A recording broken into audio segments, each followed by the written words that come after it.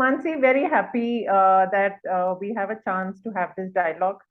Um, and I thought that at the time when you first mentioned this series, I didn't quite realize what impact it could have. But then, much later, as you know, I've gone back and listened to some of the interviews, and I think even at this, fairly late stage in my career, I found a lot of solace in listening to these stories.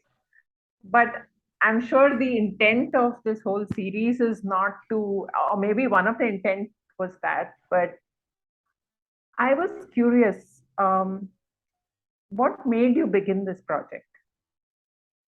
Very So if you interesting could share that. question. Yeah, thank you, Kiran. First of all, thanks for agreeing to take this interview with me because you are the only person who asked me to do this. Actually, the project has been in my mind for quite some time and not really in a drafted format, but right from the time I graduated, Radhika Doshi. So I was very, very curious, and I always thought that, okay, it's good to be daughter of a big person, that then you can have a big practice and you can be big architect. But over the years, I realized that no, it is not that true actually. Then also in the beginning, I used to think it is good to have a spouse so that you can do a good practice, you can make more impact, you can do better projects, have a bigger office. Soon I realized, no, it's not really true. So then slowly I started realizing that there is something more than being woman in the profession, there's much more than that. And then I started reading more about women in architecture around the world. And nearly 10 years it has been in my mind that I would like to do some kind of study like this. But I think the project took shape when Madhvi ma'am came up with her book, and it was on women architects in India and in Asia for that matter. She has covered some people from Sri Lanka as well. And it gave me clarity what I do not wish to do, honestly, because my focus was on being woman.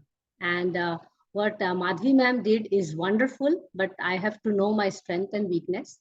And I realized that I may not be able to do those kind of things. And I was not interested in architecture per se. I was interested in understanding women. And this comes from my, childhood interest of learning biographies. I am very fond of learning biographies. So I thought, why not listen to other women and understand, and also to some extent, not draw parallels, but also learn how do they cope up with situations, how do they learn, how do they manage all these things. So I thought it's a good idea to do that, to be honest. So these couple of events helped me to frame the subject. And then COVID came, and I was very keen that I expedite the process. But before COVID, I had already finished piloting with 10 women architects in Ahmedabad, which are physical interviews. And that gave me a lot of confidence to do it. And before COVID also, I was already in my mind, I was clear that the rest of the interviews have to be online, because I'm not going to go to travel all over the country and take the interviews. So COVID became kind of a blessing in disguise for me to take it up as a chance to continue doing it. And here we are nearly 30 interviews done. Probably I'm the 31st interview in this.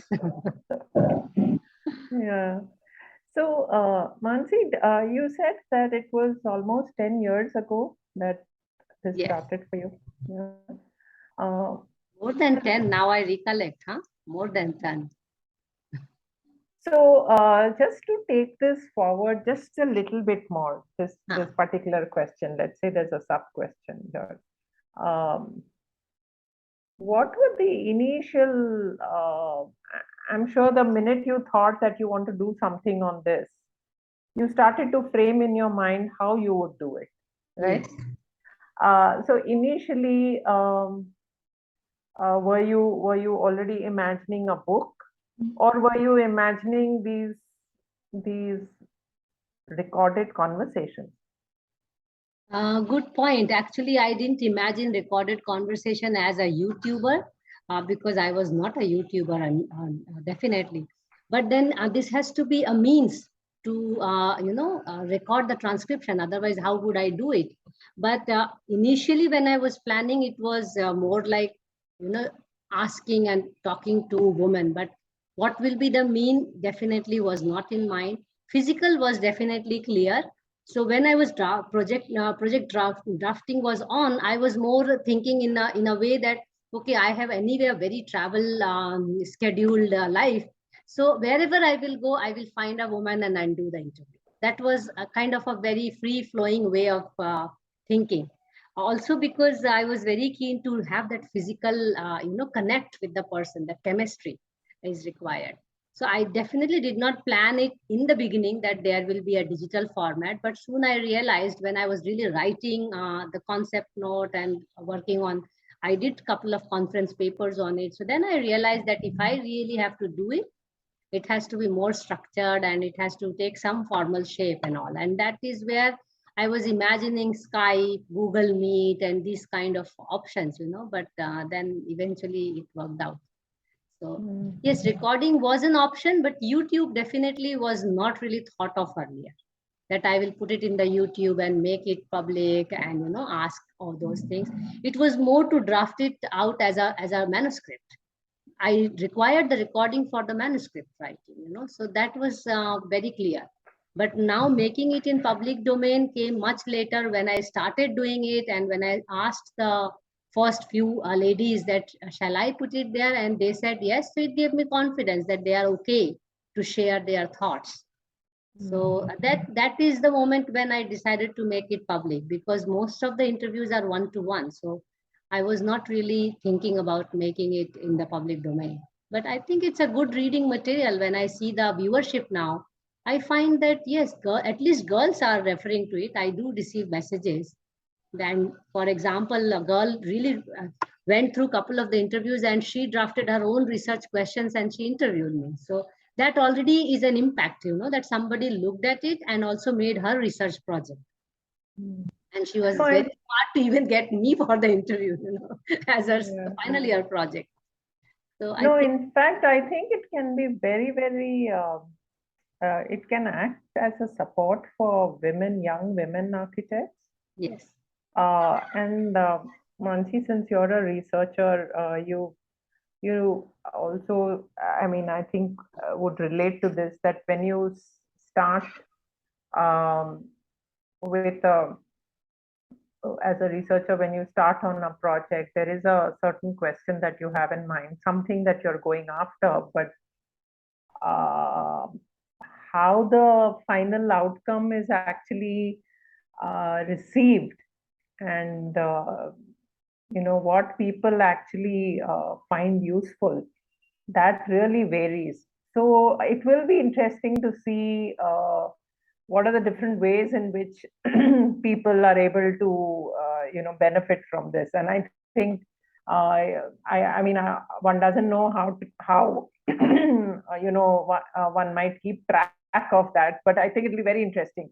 And also in these times when, as you said, with technology and all of that, digital archives has become common, and it can reach much further than a written paper or a book would reach. So yeah, I think it becoming accessible is a big thing. So yeah, thank you for that. Mansee, I'm going to, just as much as part of this interview series, you have begun the dialogue with each woman you have interviewed. You've begun the dialogue by asking, "Tell me your journey as a woman architect." We would love to hear your journey. Where did it all start? Where do you wish to start? Okay. So I think just like you asked in the interviews, Mansee. What actually took you to choose architecture, and then what were the college years like, and what happened just after you graduated? Yes, thank you. Very much the way I actually drafted the questions in the way I looked at my life in retrospection, And as you were also mentioning that it gives a lot of solace when you listen to others, So if I look back, honestly, it was very simple as कि engineering में जाना है, IIT में जाना है, bits pilani में जाना है. That's typical race which everybody runs when in school, you know. And I did not get through IIT and bits pilani. So what to do next? And all those things were there. And again, I read from other girls in the interview that many people joined because they had good hands, you know, in sketching, drawing, and all. And that also applied to me. And yes, aata hai achhi drawings, so let's go there. And to be honest, I was not so keen in the mechanical and all those things which are very mechanical or you know which very robotic. Let's say electronics and all. Having said that, I did not get through also. So I got in architecture and I just took it with open arms. That was my choice as well. But if I had gotten to electronics and mechanical, I don't know if there was pressure from the house or not. But I didn't get through, so there I don't really regret about it. It was great, I think.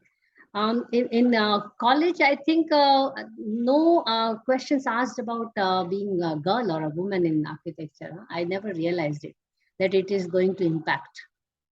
Definitely not in undergraduate. And especially because outperforming many people in the class always kept that confidence high that one can do anything and everything in life, you know.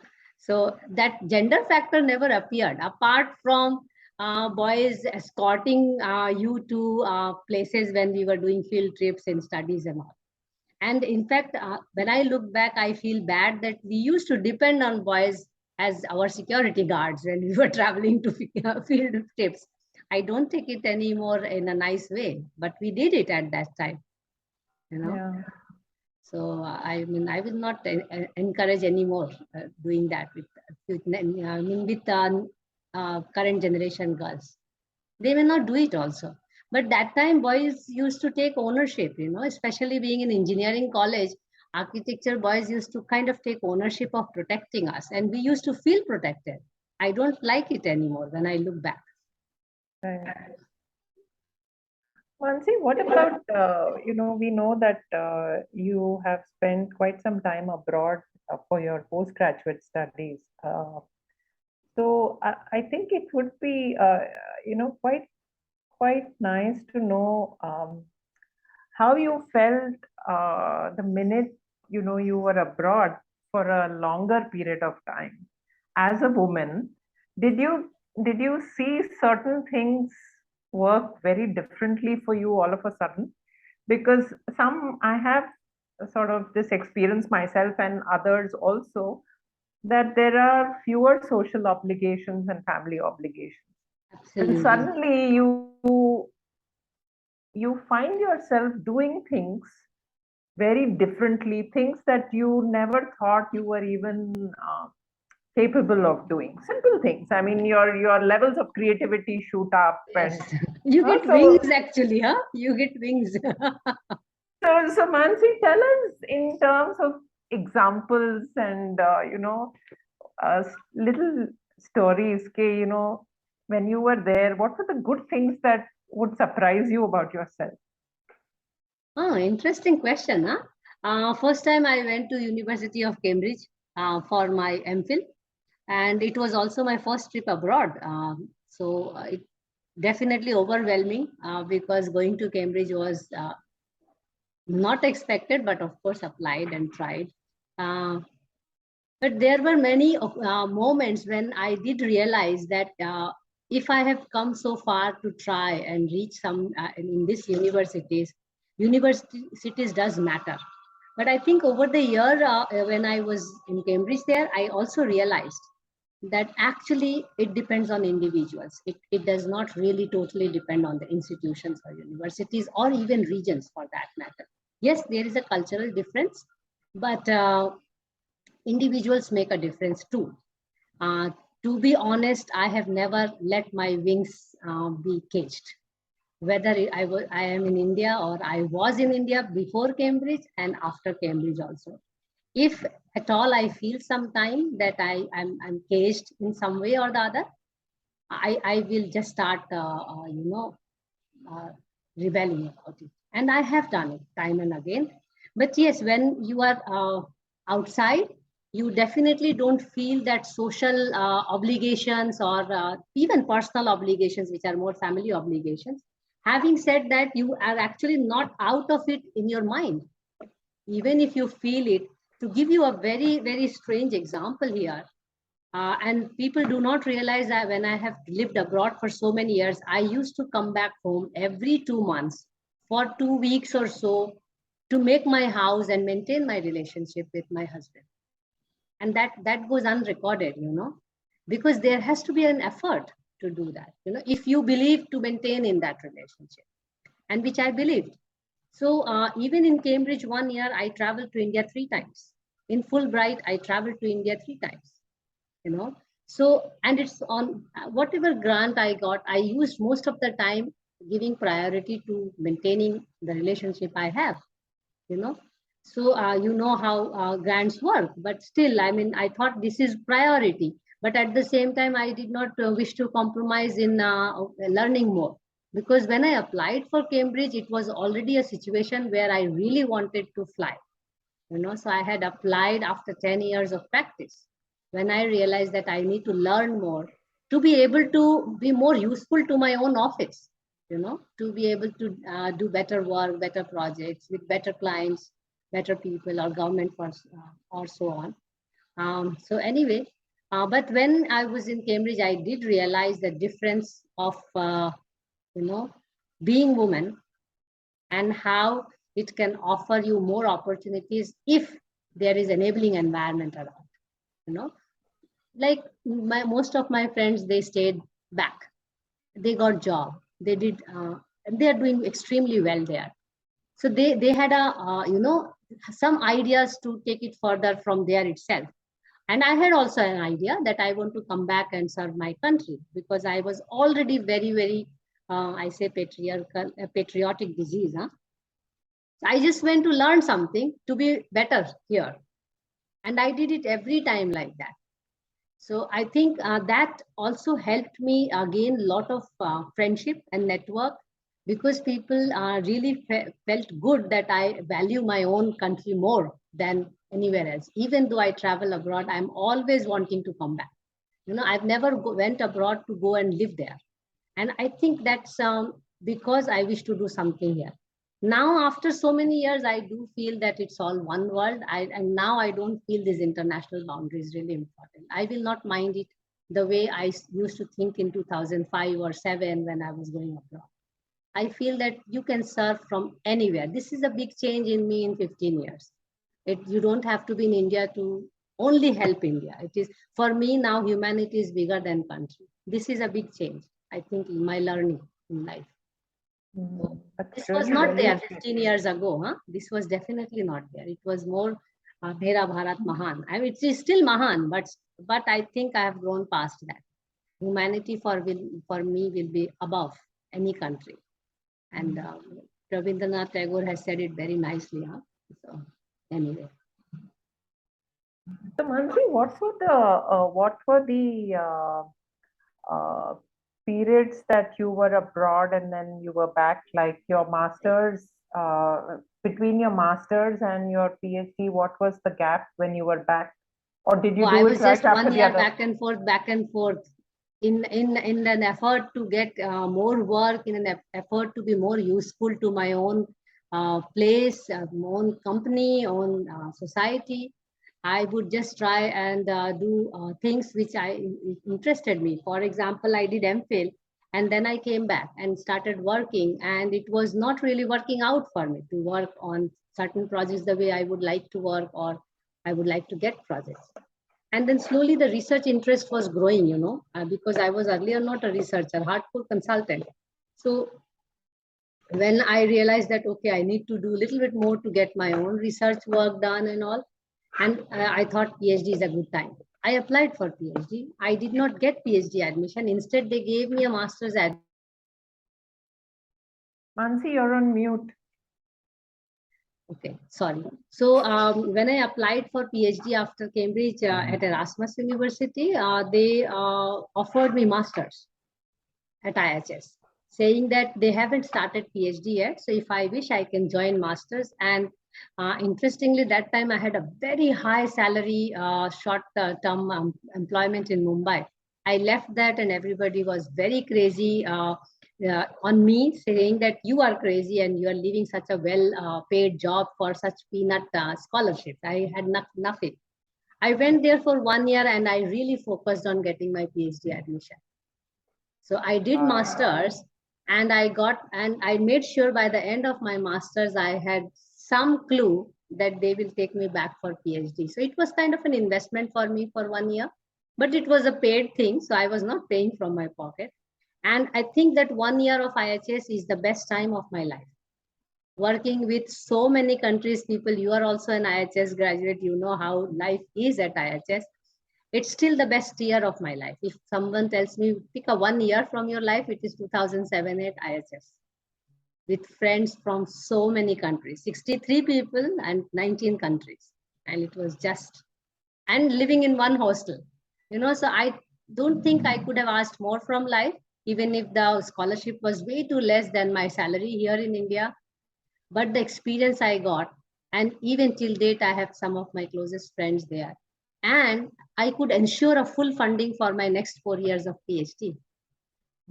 So fantastic. because I don't think I can afford I could have afforded PhD from my own pocket abroad. I did apply for PhD here. I will be very honest, but I did not get it at some places. And of course, then if I have to live in India, Ahmedabad becomes kind of a social obligation to do it here. So I thought it is better to, just do where you feel like doing, where you're comfortable and where your subject is there and where there are takers, What is the point of going from one place to other and just requesting for doing something which you believe and others don't believe? And that's a big issue in PhD here, which I feel. Yeah. So I mean, there were people who were just willing to take the proposal I was intending to do.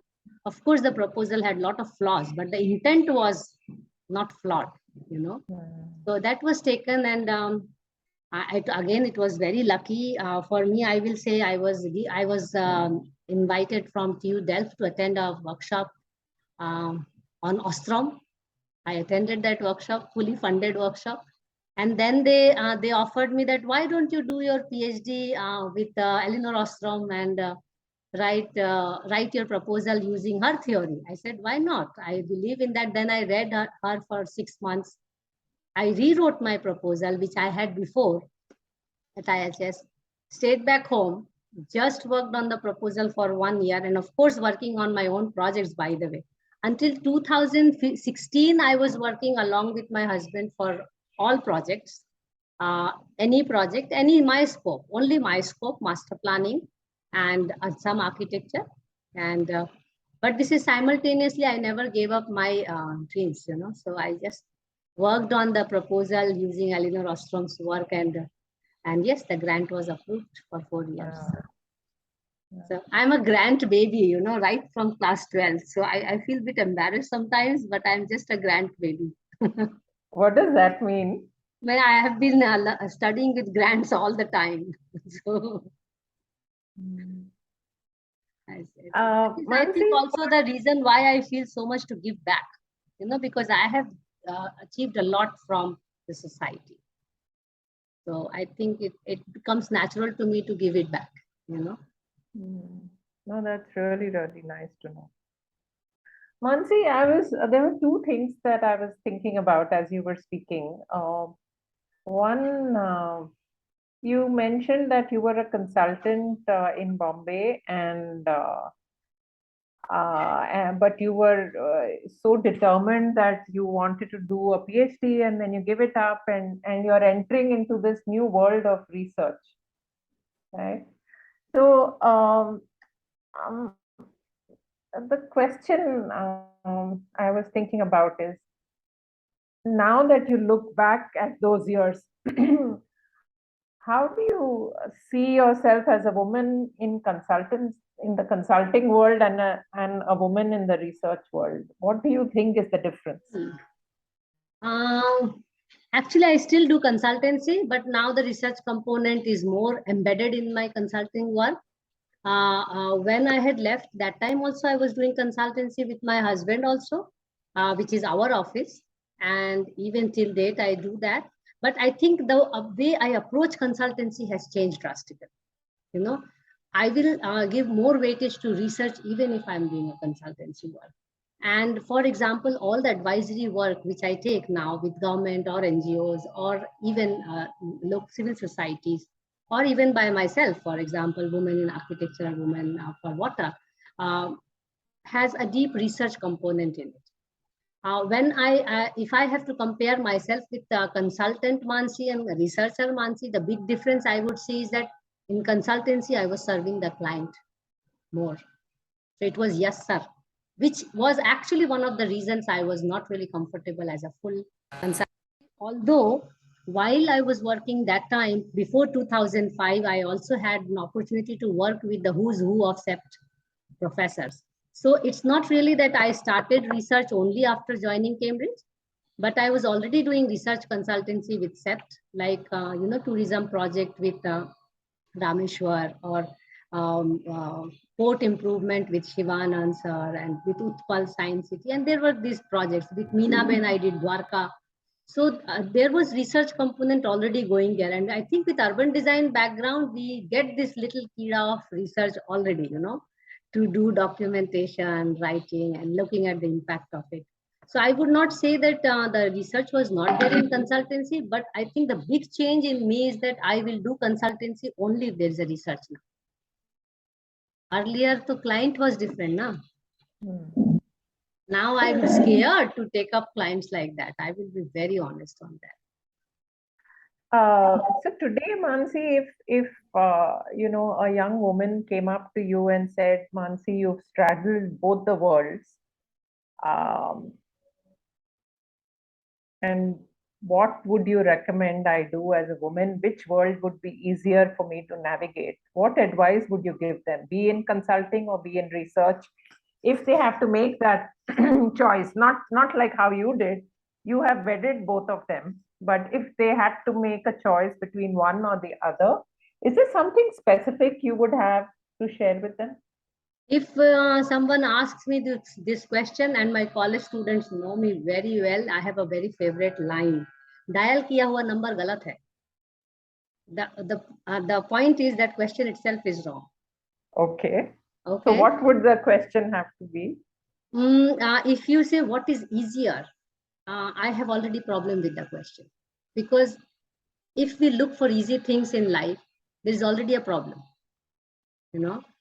I will say what I would love to do, and that cannot be defined by anybody else. If you love to do, it may be difficult also, but you will enjoy doing it. Even my life has not been easy, whether consultancy or research. I struggle every other day to find work, to even find my footing. But I think end of the day, I have no complaints with the work or the way I have conducted my life, because I have not compromised on what I love to do. So I have never looked for easy path. So Mansee, research and very, very consultancy well is put. really secondary. Very You well have put. to really choose what you love to do, and you will find work. I remember 1997, 98, 99, when I was doing in urban design and working on water, my colleagues used to laugh at me because it was not considered as urban design. And today, every other urban designer and planner in the country is talking about lakes and water. And I think I am the only one in the country who is not doing a project on it. And all those people who were laughing at me, everyone is doing projects on the same things. So I feel that somewhere, if some people are wanting to do something which they like, even if the time is not right for them, if they can continue doing that, if you love to do something, which means there is a need for it in the society, maybe the time will be different, or maybe you will get the opportunity at the right time when it comes. But then we should not back out from, believing in something and just going for it. Struggling is part of life, I think. If we are looking for easy life, then even homemakers do not make it easy, even though we project that being homemaker is very easy life. I think it is the most difficult life one can live. We live much easier life being professionals because we compromise a lot of things. That's how I see it. But for homemakers, they have no choice to compromise, you know, because they do not also have any other opportunities to unleash themselves, to unleash their intellect, first of all. Of course, they are using their intelligence from morning 6 a.m. क्या बनाना है से लेके बच्चे को कैसे सुलाना है. And I think I have most respect for homemakers than anyone else in this world. Yeah. Mansee, I think it would also be very, very interesting for all of us to hear about your water trajectory. Where did it start and how did that actually move forward? Now you will actually open the sluice gate of my profession. Completely. The inlet channel into the lake. That's where I just want to control my emotion. No, that's okay. Water We'd शब्द love to आते hear. ही water शब्द आते ही गड़बड़ हो जाएगा. No, No, where but did it start? We'll go one step at a time. Where? So where did it undergraduate start? thesis, inlet canal of Bhopal Lake. Okay. Okay. It was an open drain, of course, and it was falling into the lake. And it was a life site for archaeological museum, and Charles Correa was already assigned the project. And entire semester, I was pushed to fill that canal and build a museum on it. I did an archaeological museum, and all the discussion was all about this is a dirty nala. I should just fill it up and make the building on it. And I was just not convinced about it, to the extent that there was for my final defense and I had no drawings ready and I was going to fail because I was not convinced about filling up the nala. Oh. But eventually my seniors helped me, including my husband, and I think I'm a rare lucky person where seniors made my drawings, final year drawings. Otherwise, juniors make the final year drawings. My seniors helped to complete all the drawings and do the thesis. But I think that I did not feel good that somebody pushed. I mean, the whole design discussions pushed me to do something which I was not convinced about. And I did draw a full nala ke upar cover karke building banaya, flat. Mansee, just a second. I just need to Go take ahead. a 10-second. Sure. I'll just come back. Sorry. Sure. So when you were asking this water thing, you know, so I eventually did that project on undergraduate, and then I moved on. And also in Doshi's office, I got the opportunity to work on Paul Friedberg's landscape drawings to convert them into working drawings for the Bharat Diamond Bourse, which never got built. But at least I had the opportunity to look at how ecology is looked by a foreign architect and also Dr. Doshi and all. But then moving to urban design, definitely the water interest was coming much clearer with the project at Naki Lake, our first semester project, and then selecting water body as my final year project with Professor Chaya. It was just flowing with me. I mean, I didn't realize that I was slowly getting into it. But as a young, starter, you will also realize that if you get appreciation for work, you somehow get kind of a certification also that this is good work to do. So even in undergraduate thesis, when I was doing my lake thesis, again, as I mentioned, there was a lot of laughing around, lot of, I did not say bullying, but yes, that this is not urban design. Working on water is not urban design. But then I was so demotivated again by the end of the semester thesis that I was almost going to fail. To the extent that again seniors came and did my all drawings of urban design. My juniors came because they just wanted me to go out of that thing. Even Chaya sir came to my house because I was so depressed and demotivated that I thought, no, I want to do this, and there was not much, support. Chaya sir came for supervision to home and helped me, encouraged me. Friends came and made all the drawings and reports. I presented everything in butter shape. Nimish Patel sir came for jury, and he said that it is one of the best thesis he heard. So what I'm trying to say is, as a young scholar, as a young student, what do you wish to do? What do you want to know? You want encouragement. So I think then it just stuck with me, because after my urban design thesis, we had major floods in Ahmedabad. My thesis was referred. It got into TV, it got into newspaper, it got into magazine. So you feel now you are doing something good because it is being recognized. I think these little things in the initial career helps you to find something, but then you start reading. And then when we were doing all consultancy projects, pani dikhte I will just get okay, kuch karna hai. And also I think because my husband is a landscape architect, it helped us to have that ecological inclination.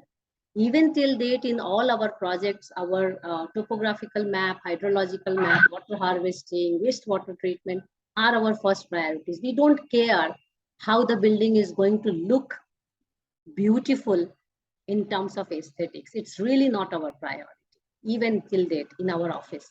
Our priority is 100% water recharge, 100% wastewater recycle. And Akshay is already a million tree man. So he's planting more than million trees a year. So that itself helps to develop an interest, because we both have an aligned interest. Although now we have our own work areas very defined, with me too much drowned in water now. So, and in MPhil also I did water thesis and land economics of water. So I studied water developments and that time water fronts and all those things. So I think it's just this one after the other. I will say, um, what is the right word to use? Uh, you know, Kind of acknowledgement that yes, something is required, but it is yet not there because the projects were never there. But thinking ahead of time was already good enough for me to understand that there is a need for it, especially because others were not thinking who were around me, maybe others at a distant location. And there were good literature that time also in MPhil and in PhD. I felt not knowing at all when I was indulging into the subject. So here I am with water. And even I think even till date, many people are unwilling to accept water as a subject of architecture and urban design. And the classic example is that I am unsuccessful in convincing architecture schools to teach water for 2 credits. And that's for me a biggest irony. So water is still not part of architecture. I do consider water as part of architecture by practice. And I feel that the architecture horizon can increase if we are talking about water resilience, sustainability. But when I talk to a peer group in getting work or in teaching water, I have been unsuccessful, to be honest, to convince that water is part of architecture. Very good example, applying to teach summer school, winter school in SEPT for last 4-5 years. Never succeeded. Water course, by the way.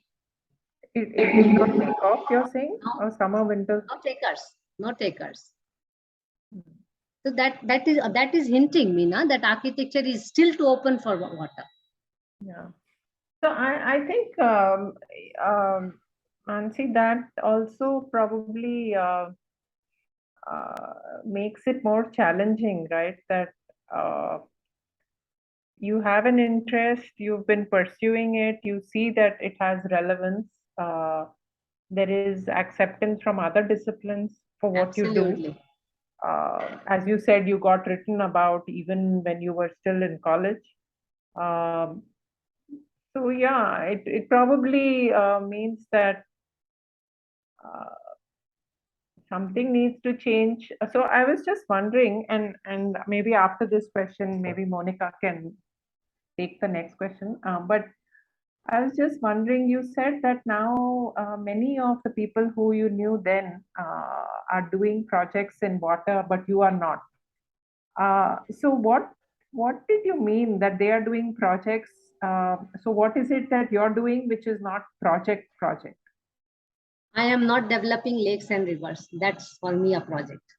Okay. And I think that's a big change after I have gone through the research and learning and particularly PhD, I learned that developing lake and developing river is definitely a project I would not like to do in my life.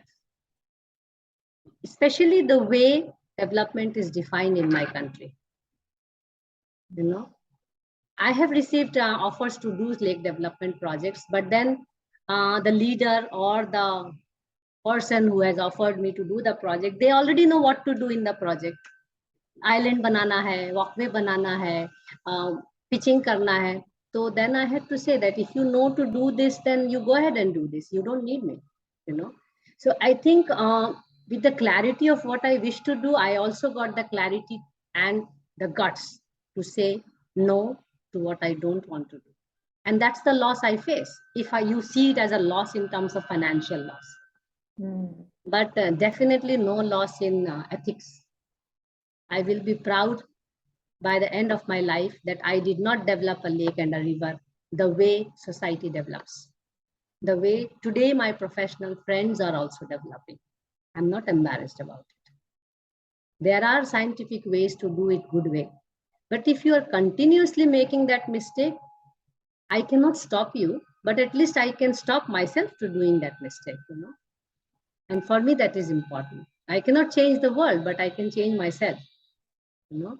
And this is a change, I think, from consultancy to being a researcher.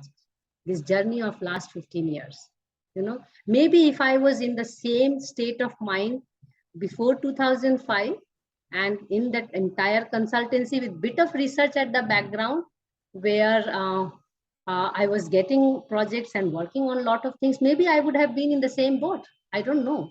But I think learning helped me undo a lot of things and unlearn a lot of things. And research, you can also relate that. You know, I think post PhD, it was crystal clear in my head, like water, what I do not wish to do. And even till date, I give more weightage in life to things what I do not wish to do than I wish to do. You know, because it helps in deduction. It makes life very simple for me. You know.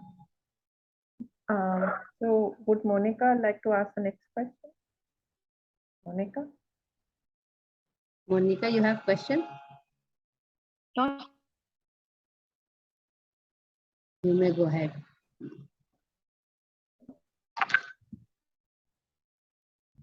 Actually, she asked me the question. Monica? Yes, ma'am. Right now, I don't have any question. I'm just enjoying listening to you both. Okay. All right. So Ma'am, we'll please. carry on then.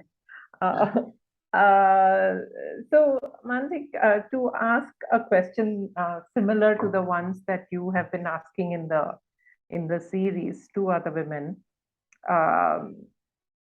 were there situations where you were made to realize you are a woman, and how did you navigate through these? Many times. Yeah. Many so times. we'd love to hear. Many times. I think the biggest googly in my life has been that I felt in the beginning of career that having a spouse in the same profession will be a big boon, you know. And it was, I think, realized even 7-8 years after being in the profession with the spouse in the same field. I was always left aside to sit in the site, to do meetings and all, because I was a woman. And with a lot of respect by the clients, even by the spouse, because I will not be able to handle a heat, or I will not be able to get into this 15-man discussing or drawing, you know. And even I always say it jokingly, there have been clients who have been very nice to me and saying, आइए भाभी जी आप बैठिए XYZ उनकी wife को please इनको लेके थोड़ा घुमाइए, हम लोग जब तक मीटिंग और प्रोजेक्ट डिस्कस कर लेते हैं. Initially, I didn't realize it, of course. Many times I have sat in the reception and the meeting has happened inside where the drawings were made by me. And this is early career. We don't realize. And after some time, I did realize it, and I made it a point to tell Akshay that you have to tell your clients that your wife is also architect.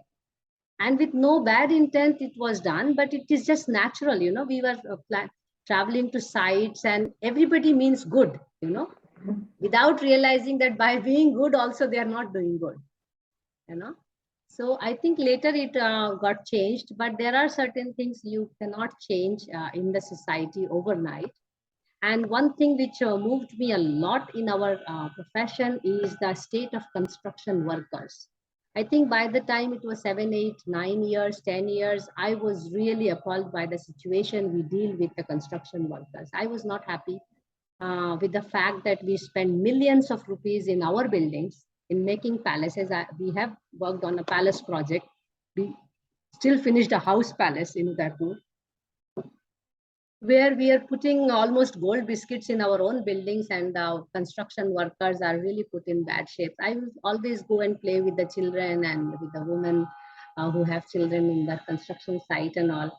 And slowly that actually took my interest away from making elites buildings. You know, I got disinterested in working for the elites, because if people are so insensitive, I better not do those kind of work.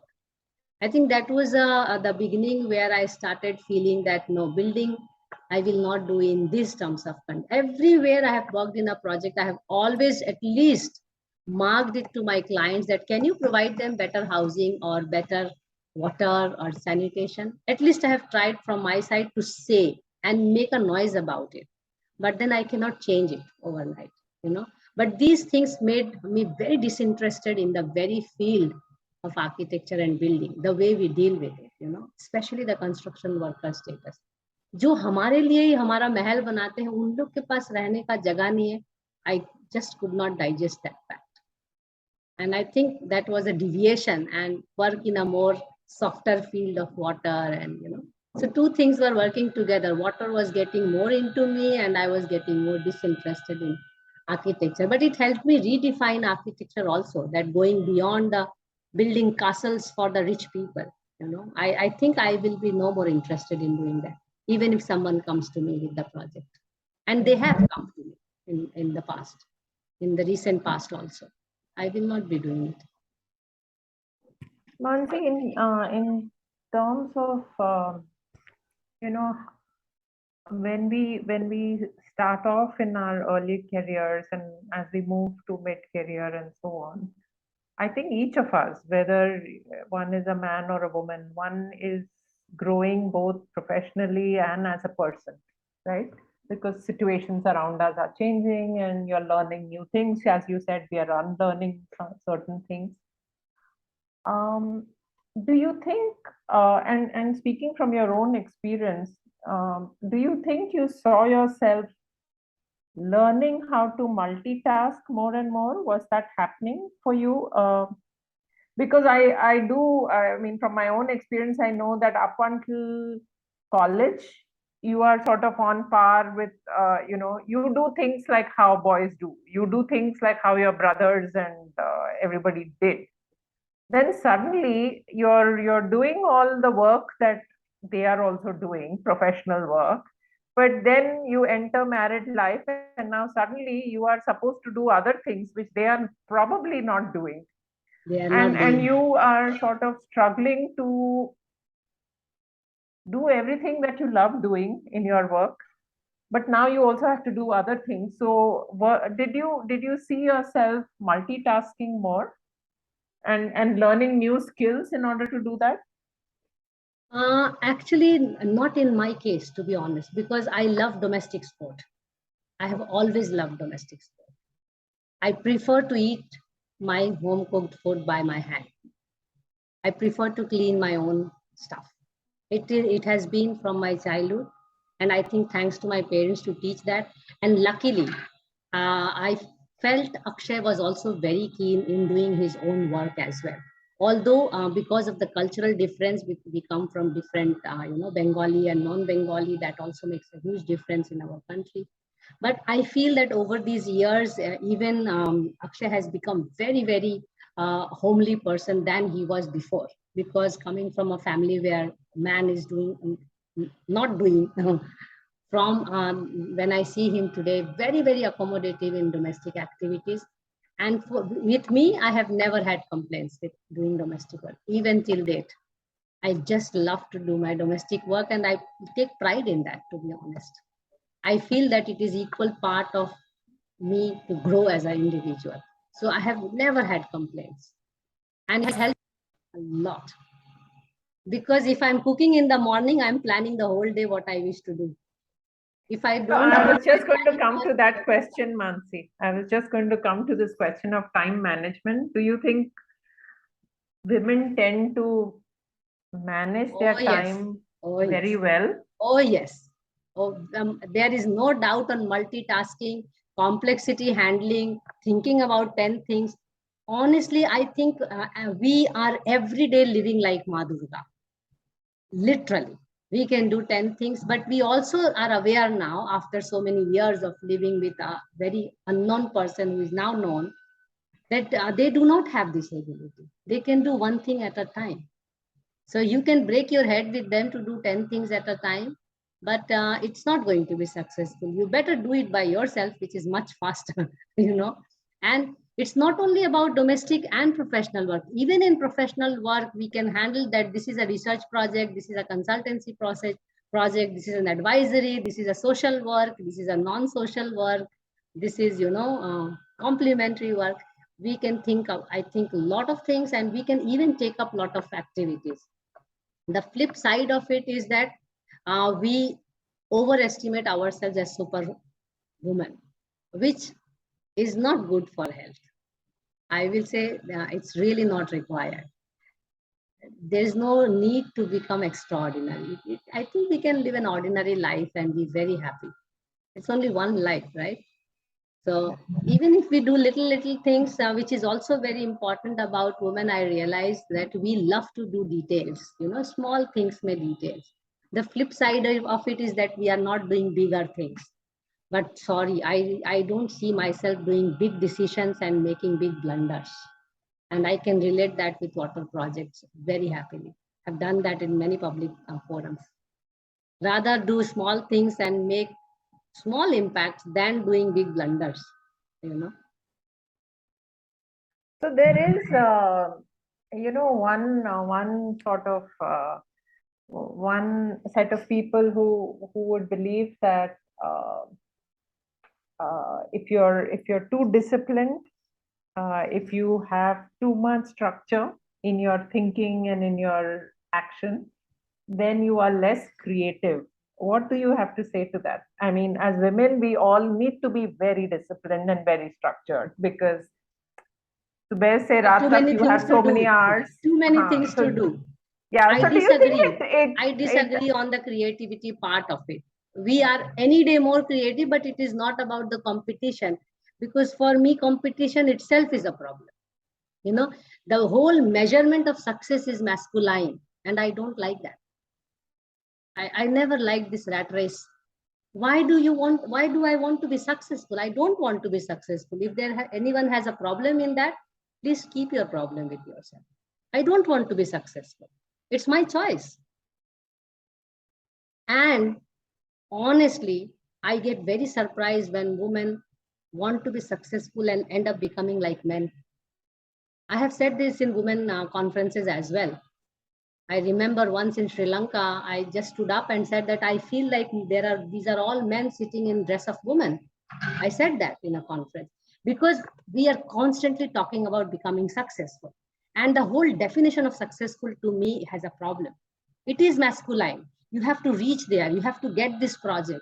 You have to become director. You have to become XYZ, CEO or whatnot, managing director, principal, vice chancellor and all. It's good to be like that, it's okay, but it's my personal choice. I don't want to be like that.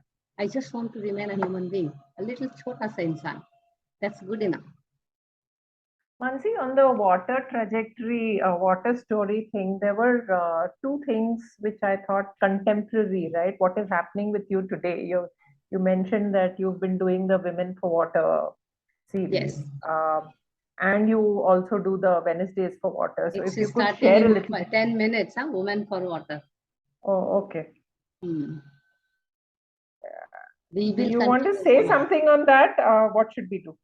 I think this Women for Water and Wednesdays for Water, and by the way, now we have Friday Waters as well, because Wednesday was getting too booked, so we could not take more speakers. So we have now Friday Waters also.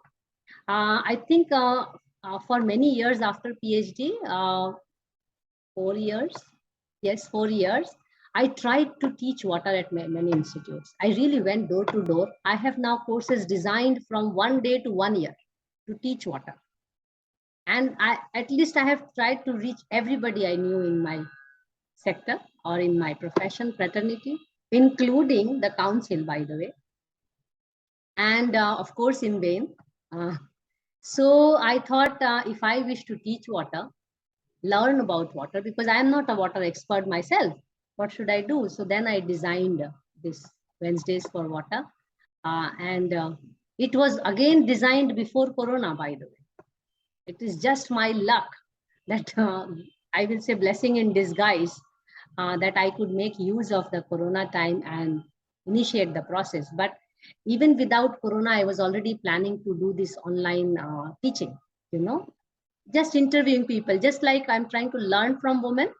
I was intending to learn from water expert, because I thought I will take my own master class for myself, because I'm not a water expert and there are not many water degrees in the country, So how do I do that? How do I learn from people? How will people come? Then I took around 6 to 8 months to design what will be the way, how will I proceed, and what will be, And then I made a list of nearly 300 people I would like to learn something from them. We have not even reached 25% of those people, by the way, because I have new team members and they have also invited their network.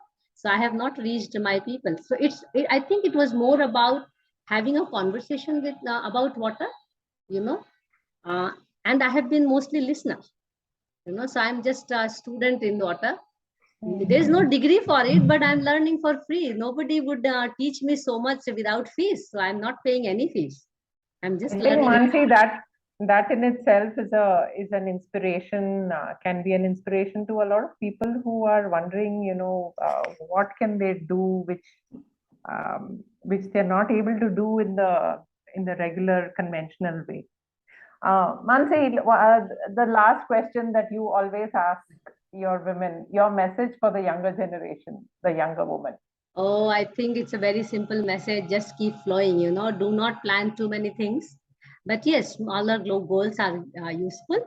And I think the gender aspect, I would definitely like to give a message on. Do not underestimate if there is a woman around you, and be a good listener. I think being a good listener itself will help a lot, because women have a lot to say, to be honest. And women have very good ears, and that is why they have a lot to say. So if you are a good listener, I think you already become very sensitive to things around. And then you will also realize that you would wish for a day when there is a no gender discussion. You are just Kiran and I am just Mansee. We don't discuss which gender we belong to.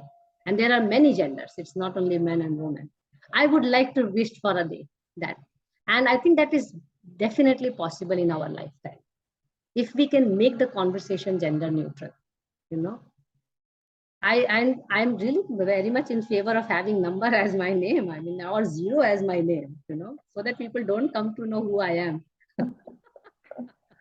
But if you can lose, who would have imagined when they invented zero? If you can let go your identity, that's the best thing you can liberate yourself with, I think that is the best message I can give. Just do not work for your identity and your success. You will feel liberated. Really, you will live every day. I will not suggest anybody to live for a holiday and plan for a holiday. Live every day. That's important. Yeah, that's really, really nice. But I'm always going to remember this zero part. Zero part was the most interesting. I was actually wanting to change my name last year when I last year also I tried, and this year also, because that was my 50th year. I wanted to change my name to someone which nobody can recognize me. But again, social constraints. I discussed it with few people and it did not work out. I just wanted to go somewhere and change my name and start from zero. And it is still in my cards someday, hopefully. Yeah. Mansee, this has been very nice. Thank you. Thank you. Thanks for taking the time. Thank you so much, Kiran. And I think I really appreciate that you were also keen to have this conversation, and really appreciate that. Thank you. Yeah. All right. Bye. Thank you. Bye bye. Take care. Bye. Yeah. Good luck for the next session, Mansee. Yeah. Bye. Thanks. Bye. Bye. Thanks, Monica.